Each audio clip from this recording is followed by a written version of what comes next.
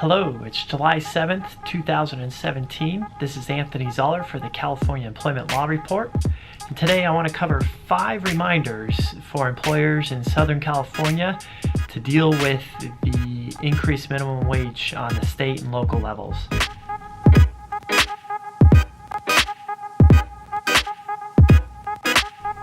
So first off, I want to start with a quick overview of the California minimum wage and how this minimum wage affects every employer in California, even if you're in a local jurisdiction that has a higher minimum wage.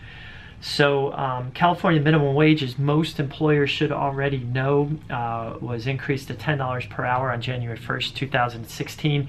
This bumped up to $10.50 per hour on January 1st, 2017, and is going to increase again to $11 per hour on January 1st, 2018, and then increase $1 per hour up into $15 per hour in 2022.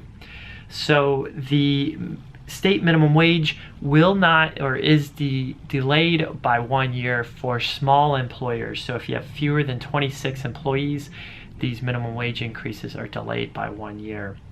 Now, the second item that I'm getting a lot of questions about, and I want to remind everybody on the video about as well, that the state minimum wage is the key factor, or is the determining minimum wage that you have to apply when you're doing the calculation if you're exempt employees, for the exempt employees salary requirement. Exempt employees, quick little overview or reminder, the exempt employees have to be paid the equivalent of 2 times the state minimum wage. Now, even if you're in a jurisdiction with a higher minimum wage than the state minimum wage, you still only have to pay a salary of the equivalent of 2 times the state minimum wage. So at $10 per hour for large employers as of January 1st, 2017, the exempt salary level that you have to pay employees in order to meet the white-collar exemptions is $43,680 per year.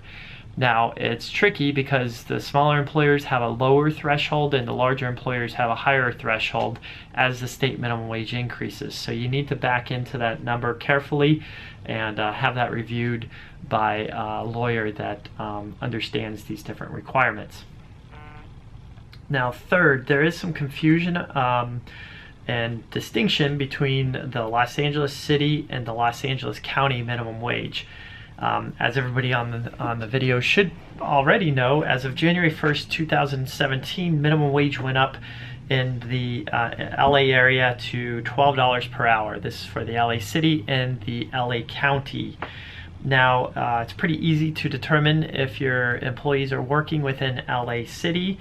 For LA County, it gets a little trickier. So the LA County minimum wage for $12 per hour applies to areas that are unincorporated within the County of Los Angeles. If you're in an incorporated area in the County of Los Angeles, you have to apply the incorporated area's laws, and if the area does not have a law, you apply the state minimum wage requirements at that point.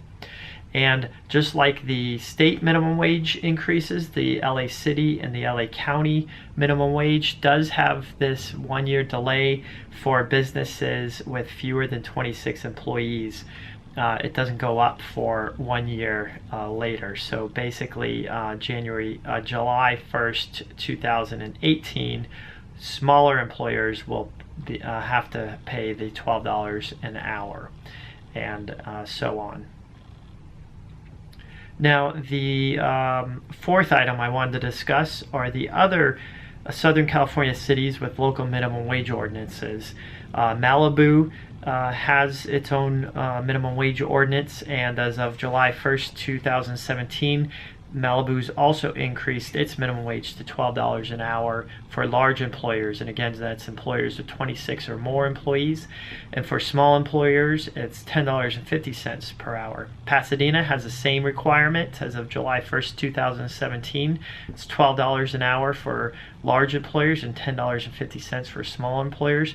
And San Diego is a little different. It's based on the January 1st start date, and as of January 1st, 2017, the minimum wage in San Diego was increased to $11.50 per hour, and this will again increase on January 1st, 2019 based on inflation, the consumer price index. So it's important for employers to remember, if you're operating in all these different areas, whatever higher minimum wage applies to your business, that's the minimum wage that you need to comply with.